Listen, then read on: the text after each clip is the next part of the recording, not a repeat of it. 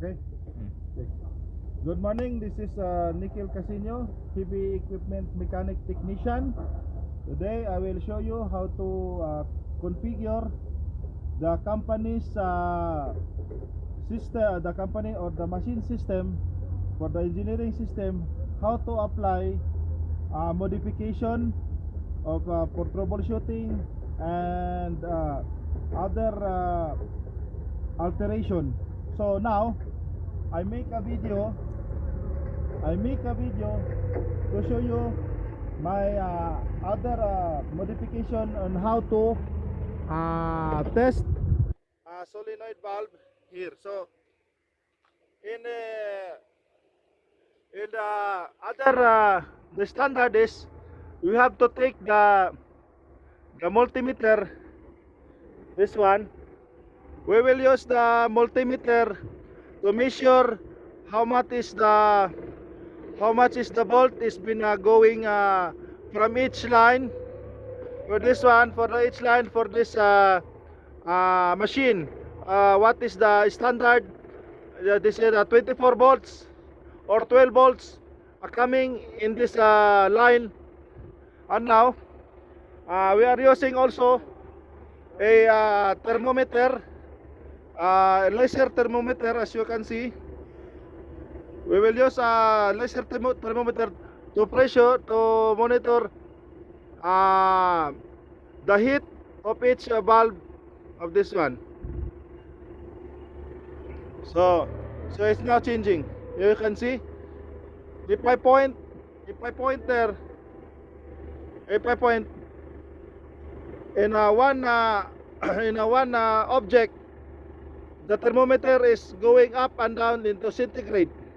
And this one, you see, in the metal is 30 and the oil is only 29. So it is changing. So now we were changing and modification how to check, because we cannot check this one because it's very narrow, because have also the bulb here, have the bulb here, have the bulb here inside. So we cannot go inside to take this tester.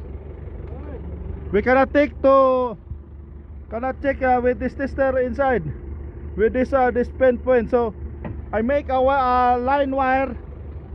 I make a line wire here, one bulb, one line to go up here.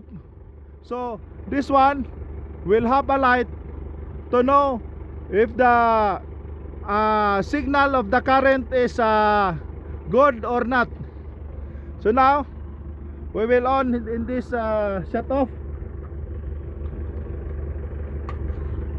here, and we will go upstairs.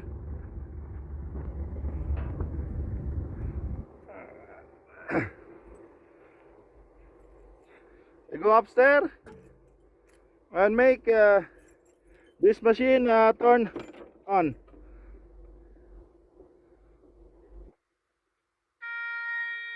Okay, only just turn on because we cannot run this machine for safety reason. So now the valve is opening 5 and 8. In my video I will show you how to use also the multimeter.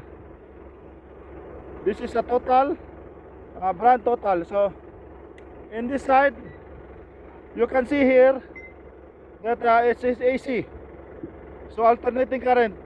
The AC is current we use usually in the house, but in the machine we will use the direct currents or DC. So now as you look in the screen,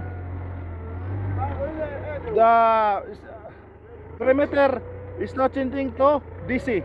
So now we will check this one line, if it is how many current volts coming out from the Frank, can you assist me?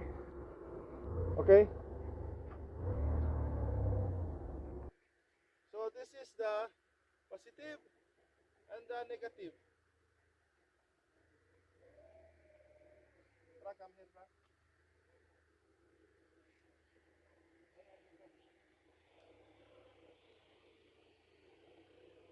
So now the line is coming is 7, only 7.5. So this machine from computer ECM or in engine ECM. So it says that the volt coming here is only 7.7.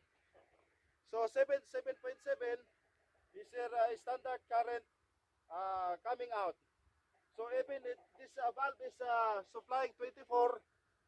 This valve supplying 24, but the computer here, the ECM,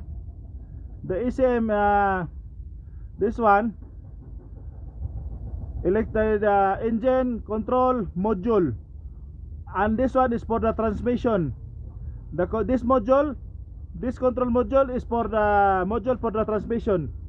Even it is 24, and now we were testing in the light is only 7.7. So it meaning that the computer is controlling the current coming in this modulating valve. So that is my video for modification, alteration of